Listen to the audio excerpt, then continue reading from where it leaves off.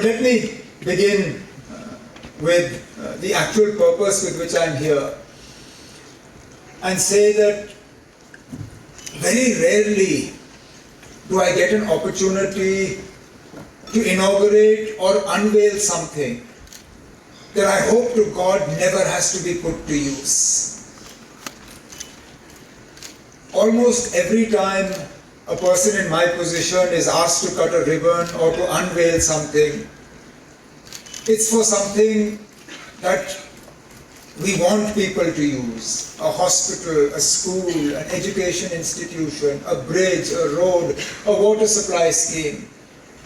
Today, I've been asked to release and make available a manual for disaster management and how to cope with a mass casualty event.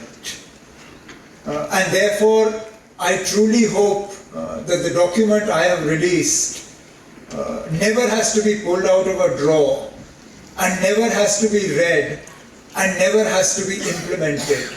I'd much rather we have this disaster manual and never have to use it, rather than the opposite of that, wherein we need to refer to a disaster manual and we don't have it available to us. Preparation is everything, and I don't need to tell most of you sitting in this room. You are either already doctors and experts in your field, or you're from what I can see you wearing in this fabulous auditorium. You're well on your way to getting there. Today has truly, as Nasir rightly said, today has been an eye-opener. Very many times I've passed by this campus on my way to or from Kathua and places like that, and I've seen the evolution. I've seen it from an empty, barren piece of land to what we see now.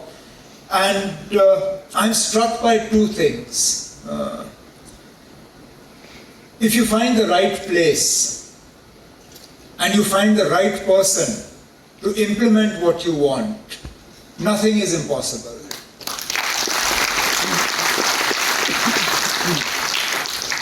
Three and a half years ago, none of this existed. It was a vision of the Prime Minister and his team to spread AIIMS-like institutions across the country.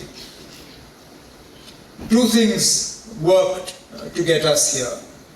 One, whoever was responsible for identifying the site found one that was easily accessible, required relatively little pre-construction work to be done, but perhaps more importantly, then found a person in the form of Professor Shakti Gupta, who would lead these efforts. And make no mistake, I know it's a team effort. It always is. It would have been impossible for Professor Gupta Sahab to have done this all on his own. But even every team needs a captain. Every team needs somebody to direct it. Every team needs somebody to guide it. When we send the Indian cricket team to play matches, we don't give the power of decision to all 11 players that are going to be on the field. We give the power of decision to one, and it is for them to rally that team behind them. And similarly here, Professor Gupta, without his team, would definitely not have been able to achieve what he's been able to. But I dare say even the team, without the leadership that was given by Professor Gupta, may not have achieved as much as they have been able to do in the short time available. And I'll draw an unfortunate, in some ways even a tragic correlation. Jammu and Kashmir has two AIIMS. We have an AIIMS in Jammu and we have an AIIMS in the valley. You only have to look at the progress of one versus the progress of the other to realize that what I'm saying is not in isolation. Both AIIMS, if I'm not mistaken, were born of the same government order. Both AIIMS came into existence on paper at roughly the same time, Today, one AIIMS is in a position to impart both healthcare and education. The other one is still a construction site that is, I am sort of being optimistic in saying that perhaps at least a year or so away from being able to perform either of these two duties.